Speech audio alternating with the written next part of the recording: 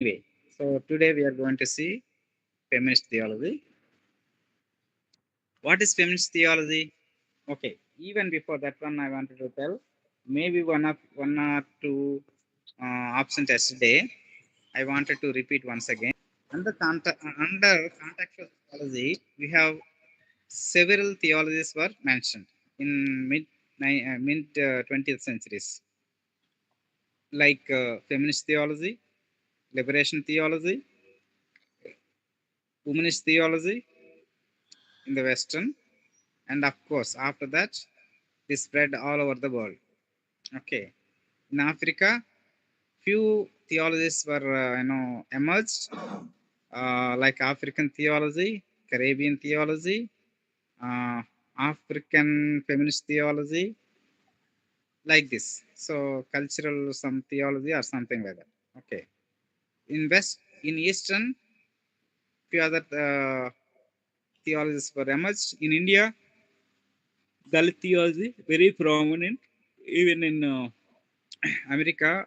So many theological seminaries are offering Dalit theology, which is actually very extensively studied.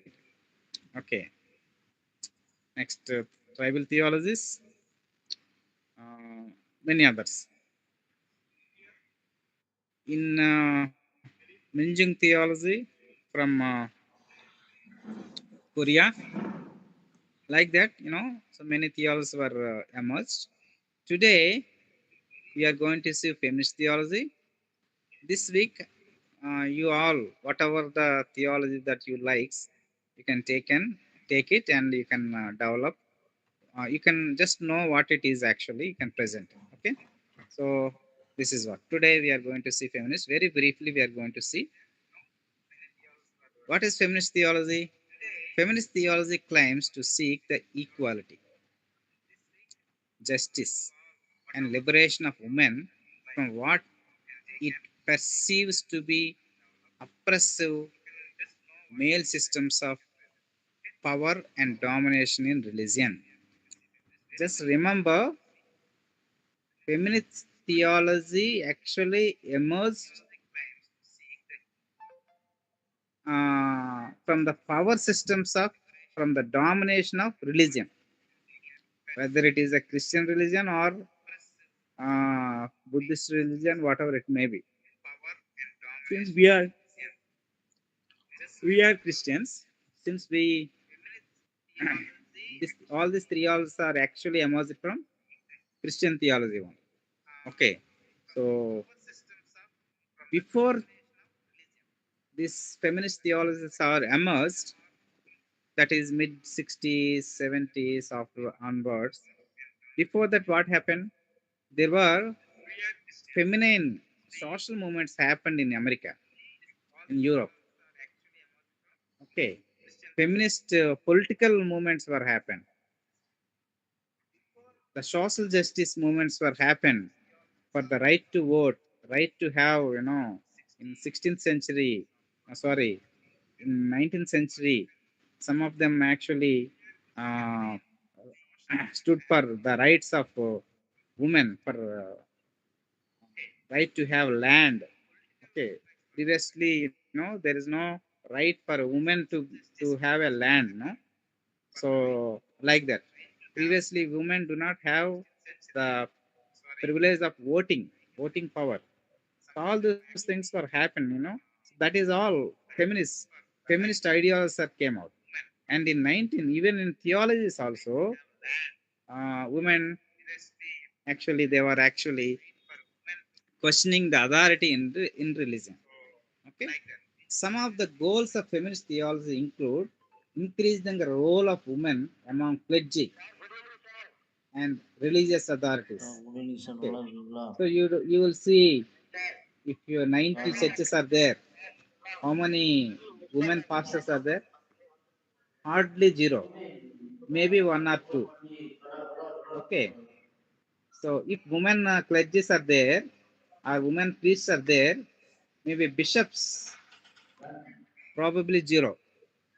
Okay, recently, in England, few women, become a bishops. Okay, so that's what the role of women among clergy and religious authorities. Reinterpreting patriarchal, male-dominated imagery and language about God. See, in Bible, you'll see God as a male person. Okay, patriarchal. Why God is seems to be a male person? Super, Because the Bible was written, all of the writers were male only. Okay, Malawi the country. Bible was actually from Hebrew. It is called Hebrew scriptures. Hebrew society is actually patriarchal society from the beginning, and the surrounding cultures also, most of them are like patriarchal only. So they definitely they understand God as a fem, female, the male God. Okay, that means a dominate male dominated God imagery that you see. Determine women's place in relation to career and motherhood. Studying images of women in the religion sacred text and matriarchal. So here matriarchal cultures. Okay, who is the father of feminism? Sorry, I wanted to change this into who is the mother of feminism or feministic. If we see feminism, it is not female theology. What is that? Feminist theology. We will go even before that. Okay, feminism actually how it is developed. Mary Wollstonecraft. She is actually uh, seen many as founder of. She is a founder feminism due to her. She wrote one book called "Vindication of the Rights of Women," in which uh, she argues that class and private properties are basis of discrimination against women, and that women as much as men needed equal rights. 1792. That means almost 4 centuries before. He wrote a book that is called Vindication of Rights of Women. Okay. So she may be the uh, founder of feminism or the mother of feminism.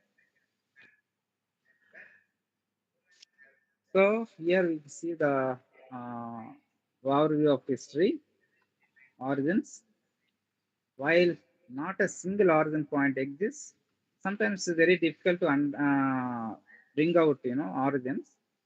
But anyway, 1968, Valerie Savings,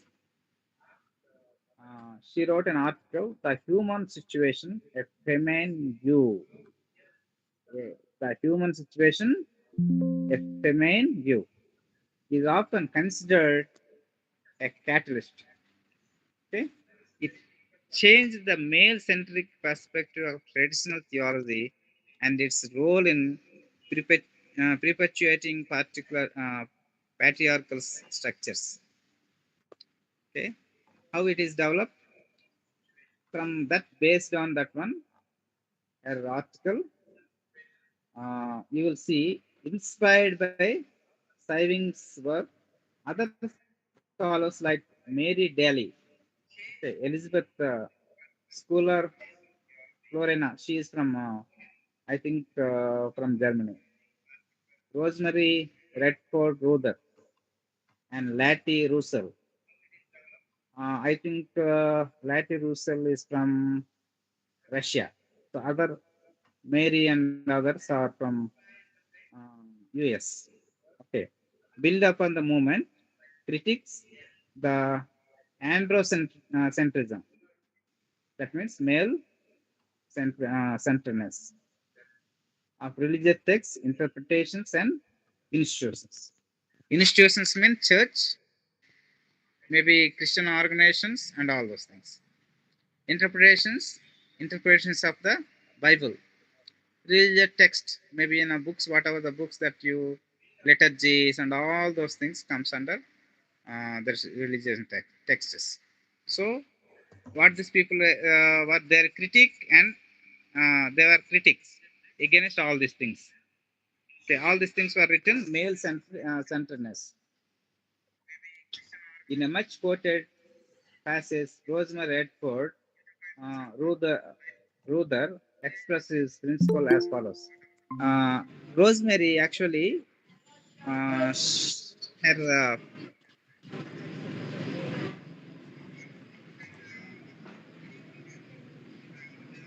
sorry. So, Rosemary actually wrote like this.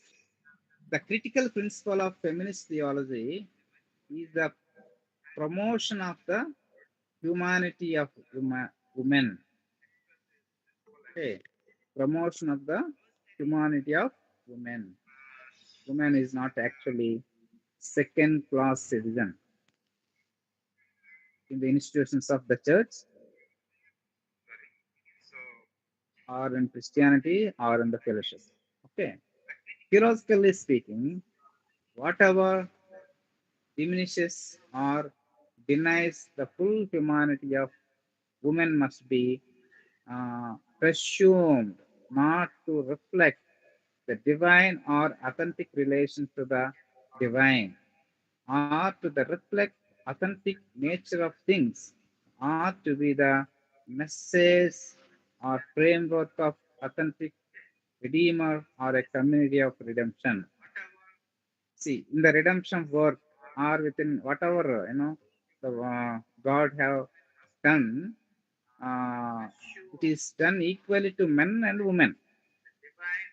Okay, so God's intention is not to subordinate women, but God's intention is when He created man and woman equally. So that's what Rosemary wanted to tell. Feminist theology focuses on challenging the patriarchal interpretations of religious texts and traditions. First focus is patriarchal interpretations. Okay, they take that the patriarchal interpretations and challenge them. Okay, second, reclaiming women's voices and experience and sharing their experiences, Christian experiences, spiritual experiences. Okay, so religious narratives, practices, whatever it may. Thirdly, promoting the full inclusion of women in religious leadership and decision making. Okay, so diversity. Okay, different perspective exists within feminist theology, reflecting various theological traditions and feminist approaches. Some emphasizes liberation theology and social justice, while others focus on recovering feminine aspects of divine, feminine aspects of divine.